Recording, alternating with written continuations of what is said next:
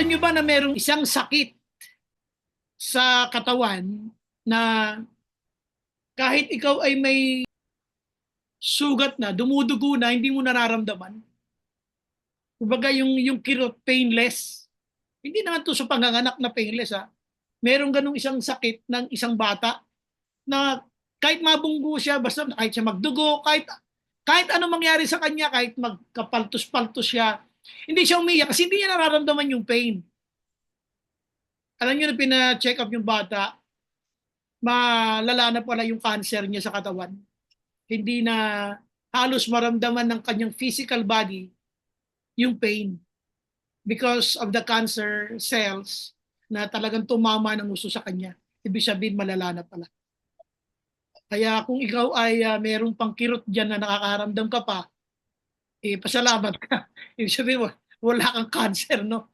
Kasi itong sinasabi kong bata na to, grabe, no, pina-check up siya, sobra na yung kanyang mga palto sa katawan. Wala siyang nararamdamang sakit. Yung pala, yung kumalat na sa kanya katawan, yung cancer na to. Okay, so salamat sa Panginoon kung nakakaramdam ka pa ng kirot, ng sakit sa physical na katawan, meaning ay maayos ka pa. Marahil wala ka pa sa ganong kalagayan na malalang sakit. Okay, welcome sa ating Wednesday Word. Good evening sa inyong lahat. Ang gusto kong pag-usapan natin dito ay, kung natatandaan ninyo, yung pinag-usapan natin nung nakaraang Wednesday, nakaraang linggo, ay uulitin natin yung talata, pero hindi yun ang ating topic. Kasi gusto kong pakita lang sa inyo rito, yung una natin pinag-usapan, yung dealing with droning last Wednesday. Ito yung kung paanong pinakikitunguhan dapat ng Kristiyano yung ating pagkakaranas ng paglubog ng ating pananampalataya. At nung last Sunday, na napag-usapan ulit natin ito, no? Ang sabi nga natin, when God commits, He completes. So, napag-usapan natin ulit ito. So, as I was about to leave this passage or passages, the Lord remind me of what happened to Peter really. Si Peter, alam niyo naman, di ba, nakalakad siya sa ibabaw ng tubig, yung tinawag siya ng Panginoon, tapos nung makita niya yung wind, tapos naramdaman niya yung waves, siya ay lumubog.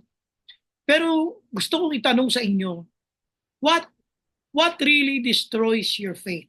No? Kapag ang pananampalataya mo na dating ang init-init mo kay Lord, pas nararamdaman mo parang yung faith ko parang hindi na gumagana, parang yung faith ko parang punong-puno na ako ng disappointment, parang hindi na siya umaandar. So, hindi mo napapansin, baka mamaya, katulad nung may cancer na yun, yung physical body mo is being destroyed na, pero wala ka nararamdaman na pain.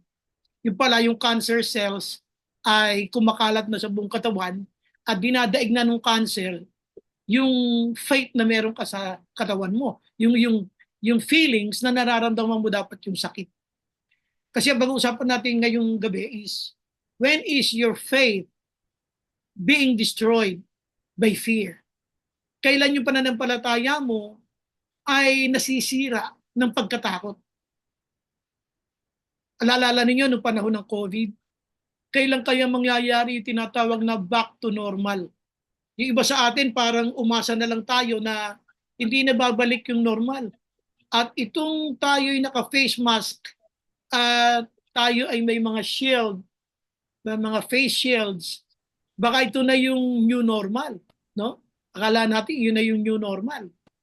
Pero ngayon, pag pinag-usapan natin yan, kumusta na ang iyong pananampalataya nung ikaw ay nasa matinding pagsubok noon, na lumabak ka at tuloy-tuloy ang iyong pananampalataya hanggang sa na-overcome mo.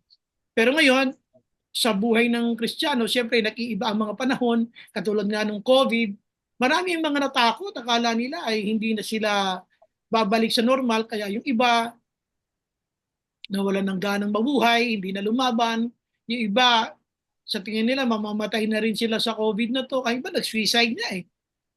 Pero tayo, na-overcome natin. Naalala ko noong panahon ng COVID, sinabi ko na isa sa mga training natin sa COVID training, na kapag tayong lahat ay nakalusot dito sa COVID na ito, may magandang plano si Lord.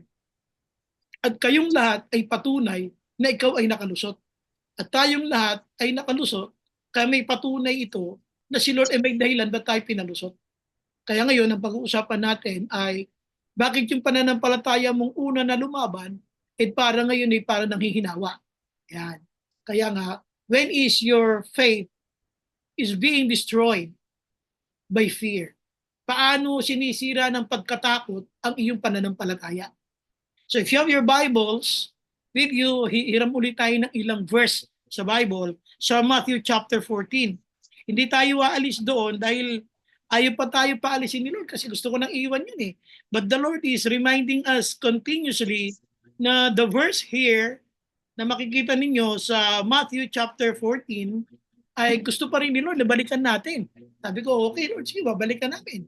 So kaya nga kung meron kayong Bible, samahan nyo ako sa Matthew 14, ang pupuntahan lang natin yung, huwag na natin pag-usapan yung nung sinabi ni Peter na, Lord, if it's you, tell me to come to you, na sinabi ni Lord na come. Pinag-usapan na natin ng linggo yun eh. Ang pag-usapan na lang natin yung reaction niya nung ma-encounter niya yung wind tsaka yung waves. Sa verse 28, ito yung sabi ng Bible, babasahin lang natin pero hindi na natin pag-uusapan yun. Sabi niya, Lord, if it's you, Peter replied, tell me to come to you. At dito, mababasa ninyo na simple lang sinabi ni Lord, come. So, nung sinabi ni Lord yung come, sabi ko nga sa Tagalog, agad na lumunsad si Pedro doon sa ibabaw ng bangka, doon sa bangka niya, at naglakad papunta kay Jesus. So, okay na tayo ron. Ang gusto ko lang pansinin ninyo, nung siya'y naglalakad, na napansin nga niya yung very, very obvious, yung sinabi ng Bible na siya ay parang natakot, na he was afraid, tapos yung reaction niya, ang sabi ng Bible, nag-umpisa siyang lumubog. Ngayon, basahin natin. Sabi ng verse 30, talatang ika-30, verse 30, but when he saw the wind, he was afraid. So ang effect ng wind is he was frightened. He was afraid. Tandaan nyo, yung effect ng wind ay yung siya ay matakot. But when he saw the wind, he was afraid and beginning to sink. Tapos siya, cried out. Sabi niya, yung cried out na yun, sumigaw talaga siya, Lord, save me. Ito yung gusto kong pansinin ninyo. Tandaan nyo rito, ang napansin niya dito, sa verse 29, so tandaan ninyo, itong naranasan niya rito ay yung malalaking alon at yung malamig na hampas ng hangin sa kanyang katawan. At pagkatapos, nung siya'y lumulubog na, doon niya tinawag si Lord. Doon lang tayo sa part na yon, na nung siya'y lulubog na, ay tinawag niya si Jesus. Kumbaga, nung siya'y lulubog na, tinakot yung kanyang faith na unang nakakalakad, tinakot siya nung nakapaligid na overcome yung kanyang faith ng fear. Kasi yung effect ng wind was, he was frightened, natakot siya. At nung natakot siya, doon lang nang umpisang lumubog eh. Kaya mapapansin niyo na yung kanyang pagkakaranas ng siya'y lulubog, galing dun sa takot. Kaya yung faith niya ay nasira ng pagkatakot. Paano? Yun yun. So pag-uusapan natin yan ngayong gabi at titingnan natin how is your faith is being destroyed by fear. Paano ba sinisira, winawasak ng pagkatakot ang iyong pananampalataya? Shall we bow our heads? Let's pray. Lord, thank you for tonight sa aming Wednesday Word. Kaya ng Panginoon, sa ikat ng pagkakataon, gagamitin po namin, pag-aaralan po namin ang teksto na nasa Mateo 14, tungkol Panginoon sa paglakad, Panginoon, sa ibabaw ng tubig, at pag ni Peter na nakalakad siya at pagkatapos na mapansin niya po yung wind, siya po ay nag-umpisang lumubog. At nakita namin kung paano kayo na aming Diyos na pag tinawagan kahit sa panahon ng kagipitan, ang iyong pagtulong sa pag-abot kay Peter ay kitang-kita namin sa paggamit mo ng iyong kapangyarihan. Salamat, Panginoon. Pangunahan mo kami, mabiyayaan kami tonight ng iyong gabay, mabiyayaan kami ng pangunawa, mabiyayaan kami ng pag-intindi sa iyong mga salita. Lord, challenge our faith, encourage us, Lord, to continue to choose to believe you more. Salamat mo. This all we pray in Jesus' name. Amen. Amen. Okay, good evening sa inyong lahat. So, pinag-uusapan natin dito is, how is your faith is being destroyed by fear? Tandaan nyo, nag-umpisa siyang lumubog when he saw the wind. So, unahin natin, how is your faith is being destroyed by fear? Number one, by the wind. Yan. Di ba? Usapan na natin yung wind na yan. Alam nyo, sabi ni Conor Rowe, si Conor Rowe ay isang leader, sabi niya, the hardest thing in the Christian's life is to make a project without a deadline. Ibig sabihin, ang pinakamahirap sa buhay ng isang Kristiyano ay gumawa ng isang proyekto na walang deadline. Alam nyo, deadlines are very, very important. Especially kapag sinabihan ka ng boss mo ng to corporate life, reporting. Pag reporting, may deadlines yan. Kaya hindi ka po pwede dyan na parang ikaw ay easy-go-lucky. Kaya yung iba, pagkasabi ng boss, kailangan ko yan sa ganitong petsa, bakbakan na yan. Bakbakan na yan, walang tulugan yan, hanggang di tapos yan. Kaya minsan pati pagpananghalian, pati tanghalian na, baga, naaya ka ng magtanghalian ng kasama mo. Ayaw mo pa kasi hindi pa tapos pinagagawa ng boss mo because of deadlines. So dito, gusto kong pag-usapan natin, how is the deadline of your faith? Hanggang kailan ang yung pananampalataya mo ay ayos pa? Kung minsan ang faith natin ayos hanggat ayos. Ang faith natin matibay lang hanggat ayos pa yung nangyayari sa buhay natin. Pero pagka yung medyo gumegewang na yung ating situation, pati pananampalataya mo nag-expired, nawawala sa ayos. So ngayon, pag-usapan natin, what are these cold winds? These are external distractions. Tandaan nyo, itong mga wind na ito, mga external distractions ito na once na pinaniwalaan mo yung mga external distractions that serves like a wind dito, ay mag-uumpisa ka na talagang lumubog. So ito yung nangyari. Ano ba ang nangyari? Ang nangyari, yung kanyang mga mata ay walang nakitang positibo. Katulad sa situation natin, katulad sa situation mo sa trabaho, sa work, sometimes wala kang makitang positibo. Everything you see are the things that are negative and you don't even see anything that is affirmative. Wala kang makitang positive, puro negative. And when your minds and even your eyes focused on this, your faith will be affected. Tingnan ninyo. Diba? Kita naman natin, ayos ang lakad niya. Parang ikaw, ayos ang lakad mo when things are going right. Pero nung napansin na niya na yung wind ay napakalakas, it was negative for him. Why? Sapagkat doon sa kanyang faith, ang focus na ngayon nito ay sarili niya, hindi na yung si Lord. Sino ba nagpapunta sa kanya? Papunta kay Lord, si Lord. Pero dito ay he tried to think negatively at yung pag-iisip niya ng negative na naging dahilan para siya ay bumagsak o nagumpisang lumubog. So ngayon, tanongin kita, how's your faith? Usapan uli natin ha. Ang faith mo ba ngayon is being attacked by the negative things? Ang faith mo ba ngayon ay is being attacked by the things that you see? Katulad nitong si kapatid natin na si Peter. Dito kitang-kita natin ang nangyari sa kanya dito. Kitang-kita niya ang mga negative things at kaya yung faith niya naapektuhan. Ang unang-una na ginagamit ng kaaway to destroy your faith is fear. Pero yung fear na yun, ang dami magkakasama doon. Isa doon, yung wind. There are winds, external winds, na nasa ating harapan sa ngayon. Na kapag dyan ka tumingin, mapapansin mo yung faith mo hindi mo may kakaila dahil meron itong sinking result. Ibig ko sabihin, pag sinabi mong hindi okay pa ang faith ko, bakit ka lumubog? See, nakita nyo yung kay Peter? Hindi pwedeng i-deny ni Peter na okay pa yung faith ko. Bakit ka lumubog? Pag sinabi mong Pastor, okay pa ako. Talaga, bakit ganyan nangyayari ngayon? Bakit ganyan nangyayari sa attitude mo, sa iyong Christian life? So, nakakalungkot yun. Kasi nga, ang buhay pananampalataya natin ay hindi mo to pwedeng i-fake.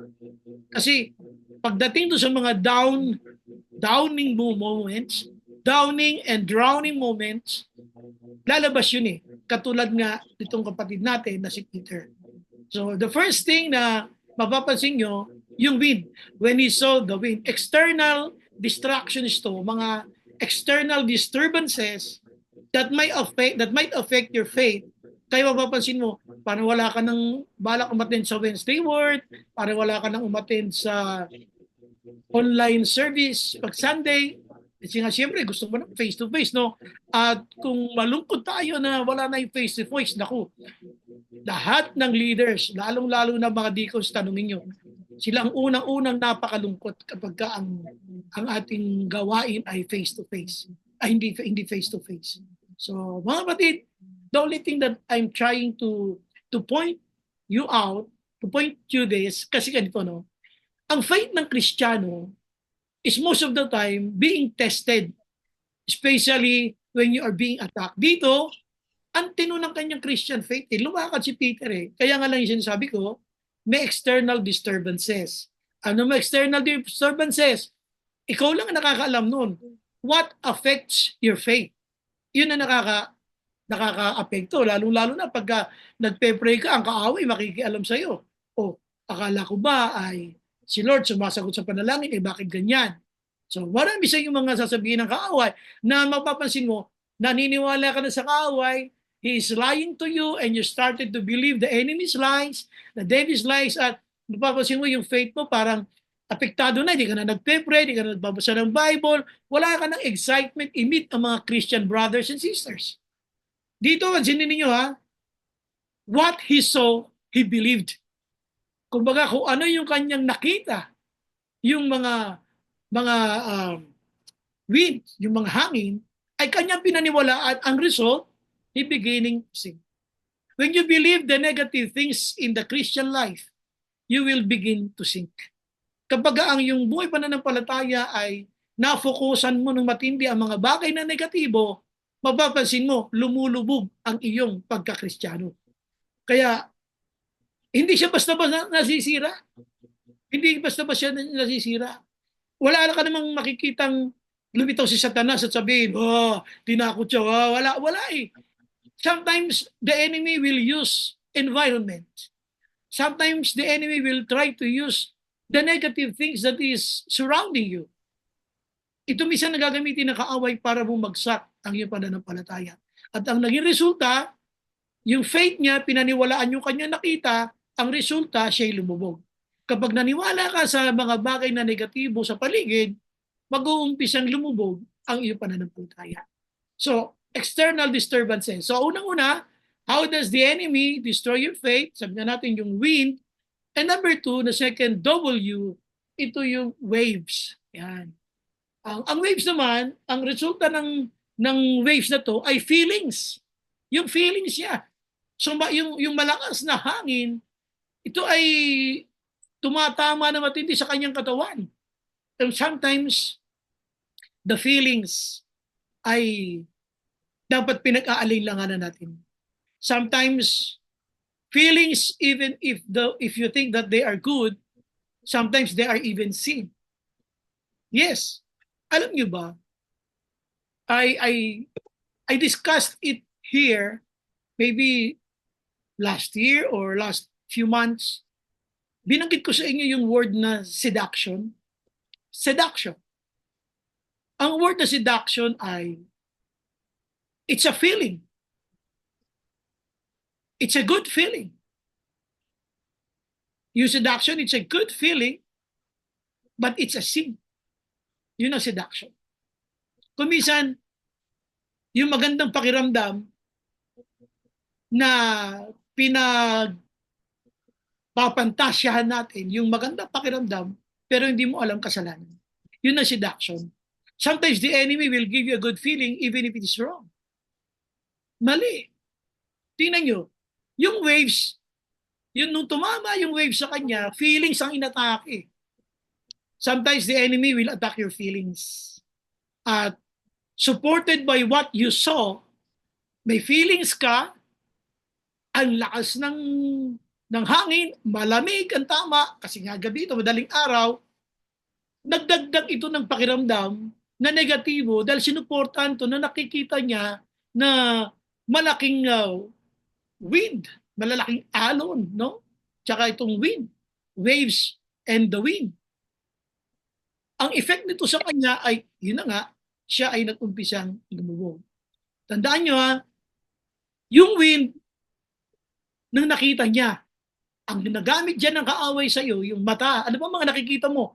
Puro negative. Wala ka na nakikitang positive. Number 2, hindi lang yung wind, kundi yung waves. Dito, feelings naman ang inatake. Hindi lang yung nakita mo, kundi yung naramdaman mo. Ang pakiramdam mo, dahil sa nakikita mo, ay lulubog ka dahil sobrang lakas nga ng hangin tumatama sa katawan mo, you began to sink. How are your feelings now? Kumusta ang pakiramdam mo? Ang tingin mo ba ay yung kalagayan mo hindi na magiging maayos? Don't believe the devil's lies. No matter how much you feel like you're sinking, the Lord is still true to His words. Nung sinabi ni Lord na halika, kardo kita. Kaya nung siya tumawag, kita niyo naman, siya ay inalalayan at agad siyang kinuha ng Panginoon gamit yung kanyang kapangyarihan. Agad siyang kinuha ng Panginoon mula doon sa pagkakalubog. Ang gusto ko lang pansin niyo rito is yung damdamin mo. How are your feelings? Tandaan niyo yung feelings, lalabas yan sa bibig. Kapag nagsishare ka na ng negative sa brother, sa sister, it's only a point na ikaw ay puno ng mga negative feelings. Kasi yung negative feelings and good feelings are being uttered. Nasasabi yan. Nasasabi yan, hindi yan ikukubli. Kaya nga sabi ni Lord, from the abundance of the heart, the mouth speaketh.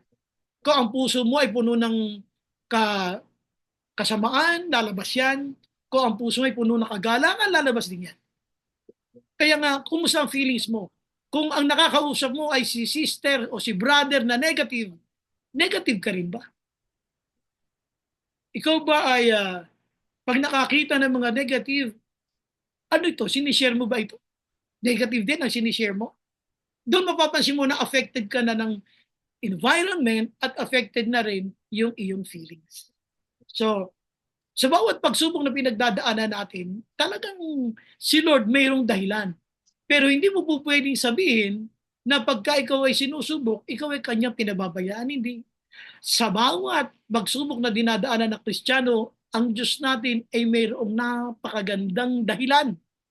At kumisan, kailangan mong paniwalaan ang Diyos ay mabuti kahit parang pangit ang iyong nakikita. Kailangan piliin mong sumampalataya sa Diyos na si Lord ang mag-aayos ng iyong kalagayan kahit ang nakikita mo ay parang wala sa kaayusan. So, affected ang feelings natin dyan. Pero kuminsan, pinapayagan ng Panginoon yan kasi iyon ang kanyang kalooban upang mahayag ang kanyang layunin para sa kalahatan. So ngayon, isipin mo ang yung situation. Sige, mag-evaluate tayo ng kanya-kanyang feelings. How are your feelings today? Kumusta ka? Okay pa ba ang iyong nararamdaman? Kasi yun ang naging dahilan ng paglubog ni Peter. Kaya yung faith niya na maayos nung una, napansin niya nag-umpisang lumubog kasi naapektuhan ng waves, no? Naapektuhan ng kanyang mga nakikita at nararamdaman. Sana ano man yung mga negative things na nakikita natin o na nararamdaman natin ay hindi kapapayag na wasakin ito.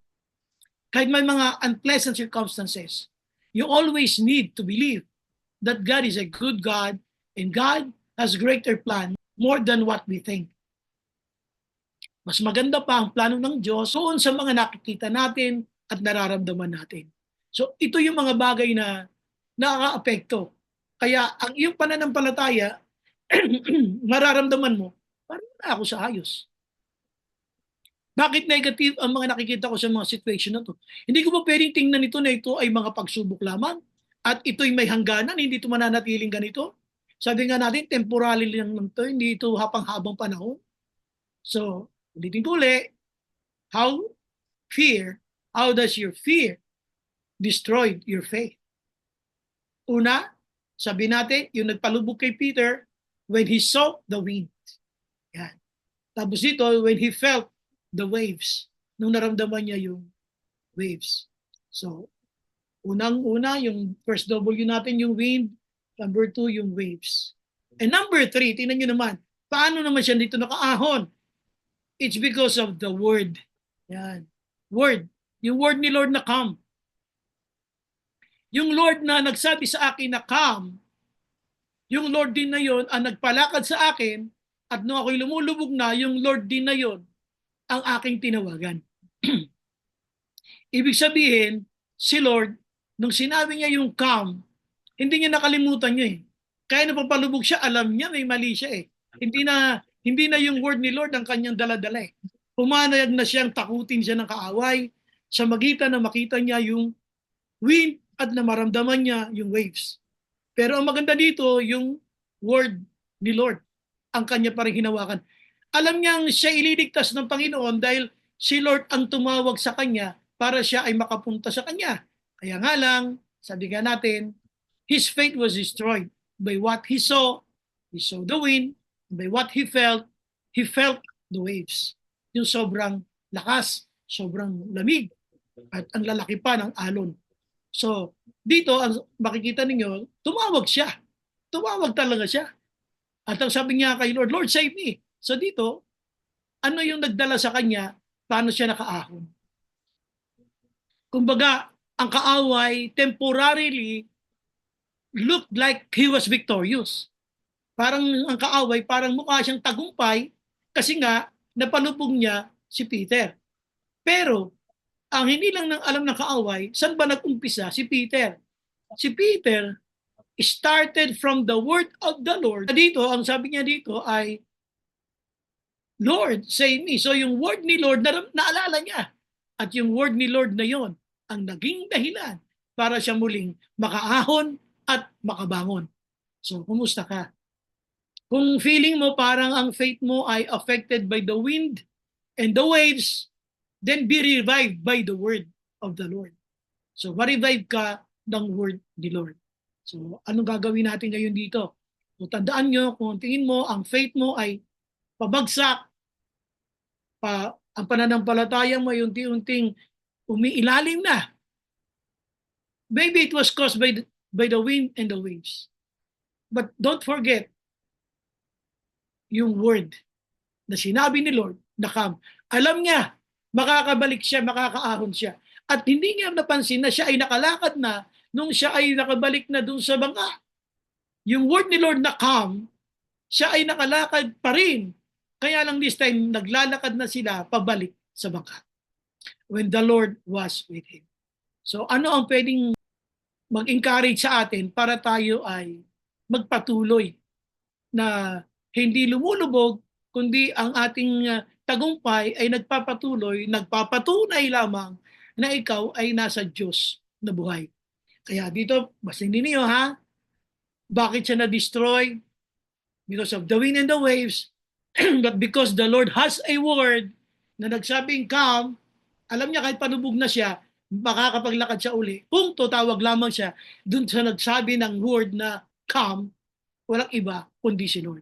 At tama, nung tumawag siya kay Lord, siya ay nakaahon at nakabangon at muli siya naglakad pabalik sa bangka, akay-akay na ng Panginoong Hesus.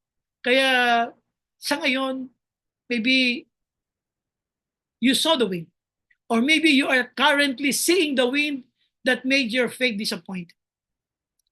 Maybe you are currently feeling bad, so bad, na ang effect sa iyo, disappointments because of the waves.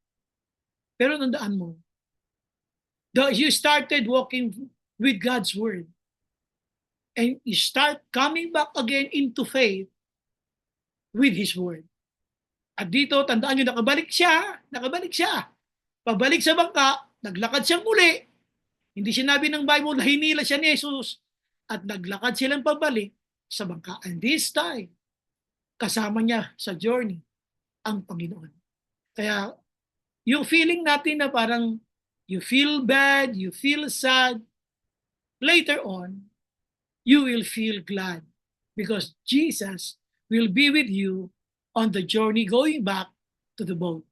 So tandaan nyo, amin lang. Katulad ng nangyari kay Peter, amin lang, Lord, yung faith ko po pabagsak, papalubog.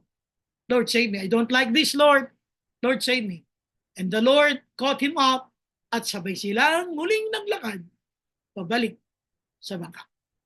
Tandaan mo, temporary lang ang situation na parang negative ang nakikita mo na parang lumulubog. Temporary lang. Next page, next slides, next chapter, hindi mo alam, naglalakad ka na pala uli papunta sa bangka kasama si Jesus. So ang mga nangyaring ito, mga pagsubok lamang. At hindi yan pwedeng tanggapin na yan na ang permanent situation na ng buhay mo. Hindi ka palaging papalubog o hindi ka palaging nakalubog. There will be a time when the Lord will catch you and walk with you going back to the boat. Okay? So, daan natin how does your fear destroying your faith? Tandaan natin ano yung kanyang mga ginamit ng kaaway para subukan sirain ang iyong pananampalataya, yung wind, yung wave. And the mind, yung mind niya nagsasabing, you will sink. You will sink. And he began to sink. O baka naririnig niya ay yung dikta ng isip niyang lulubog siya. Pero what he heard was the word, yung word ni Lord, na nagsasabing, come. Kaya nung lulubog siya, hindi alam ko lulutang ako ulit. Dahil si Lord ang nagsabi sa akin ng salitang ka. Kaya nung tumapit siya kay Lord, hindi siya binabayaan, siya ay ginabayan at inalalayan patungo sa lugar na may kaligtasan, yun yung bangka. Amen? So punta tayo sa conclusion na mensaheng ito ngayong gabi. A faith that cannot be tested cannot be trusted. Ulitin ko ha. A faith that cannot be tested cannot be trusted. Ang pananampalatayang hindi sinubukan ay pananampalatayang hindi pwedeng pagkatiwalaan. Salamat sa mga pagsubok na dumating, naranasan, o iba kasalukuyang naranasan. Nobody is thankful and grateful sa mga unpleasant situations sa buhay natin, sa buhay Kristiyano natin. Pero tandaan ninyo, yung sinabi ko nakaraan, pinapayagan, pero hindi pinababayaan. Okay, magandang gabi sa inyo lahat. Pwede bang tayong lahat ay yumuko, tayong manalangin. Lord, thank you for your word tonight. Salamat sa iyong mga salita. Ito po ay magsilbi encouragement sa bawat isa sa amin, Panginoon. Ito po ay magpalakas ng aming pananampalataya. At anuman, Panginoon, ang kanya-kanya naming situation sa aming Christian life, Lord, makita namin na ito po ay hindi kami dinidiktahan ng paligid upang kami lumubog. Hindi kami nakakaramdam ng negative para kami, Panginoon, mag-sink sa aming Christian life. Kundi help us, Lord, to remember your word for us to experience to another level of faith na sinabi mo, come, na yun din ang naalala ni Peter nung siya lumulubog, yung sinabi mong come. Kaya hindi po siya nag-atubiling tumawag sa iyo at naranasan niyang muli ang maglakad sa ibabaw ng tubig. This time ay nung siya'y pabalik na po, pabalik sa bangka, nakasama ka na. Salamat, Panginoon. Yes, Lord, ma-overcome namin any trials, Panginoon, na meron ka. These are just temporary. Hindi po ito pang matagalan. Meron ka lamang nais sa aming Panginoon na maranasan. Lord, thank you po. This all we pray in Jesus' name. Amen. Amen. Okay, God bless you mga kapatid.